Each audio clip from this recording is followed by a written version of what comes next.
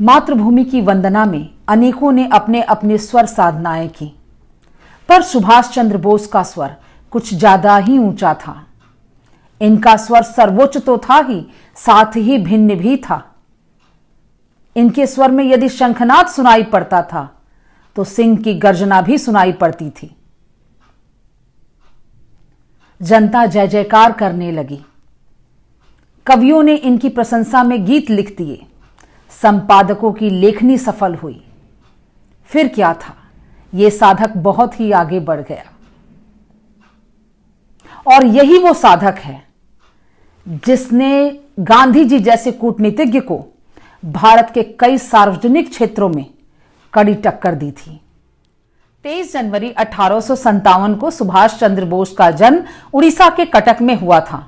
सुभाष चंद्र बोस का पूरा जीवन ही हम सभी के लिए बहुत बड़ा मोटिवेशन है।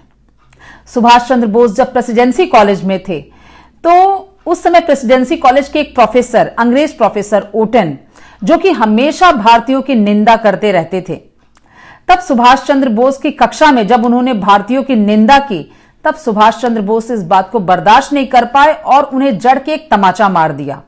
और सुभाष चंद्र बोस को तो कॉलेज से निकाल दिया गया, लेकिन फिर उस प्रोफेसर ने कभी भी भारतीयों की निंदा नहीं की। तो यह बात उन सभी के लिए बहुत बड़ा मोटिवेशन है कि जो लोग इसी देश में रहकर यहीं का खाते हैं और यहीं की निंदा करते हैं, अपने आत्मसम्मान के लिए देश की बलि चढ़ा देते हैं, तो ऐसे लोगों से निवेदन है कि इससे मोटिवेट होकर कम से कम देश के आत्मसम्मान की आप रक्षा करना सीखिए। केवल अपने आत्मसम्मान को लेकर ढिंढोरा मत पीटिए, क्योंकि देश सुरक्षित है तो आप भी हैं। और जहां का खाते हैं, जहां रहते हैं, वहीं की निंदा करना सबसे ओछी बात होती है।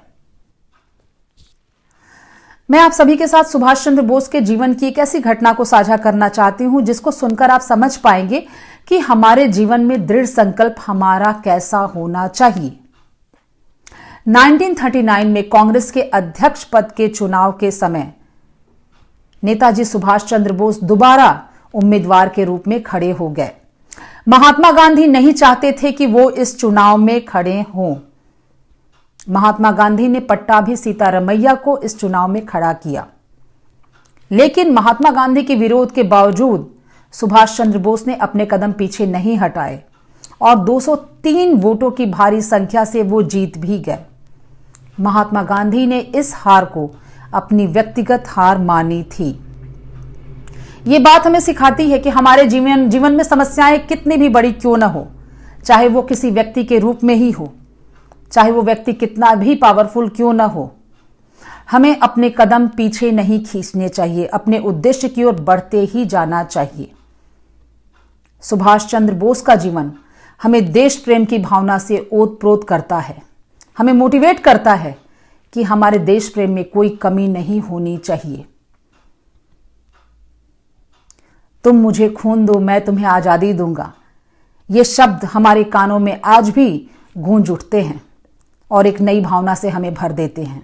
इसका प्रभाव आज भी दिखता है। सुभाष चंद्र बोस ने आजाद हिंद फौज की स्थापना करके और देश की आजादी में जो उनका योगदान था उसे भुलाया नहीं जा सकता।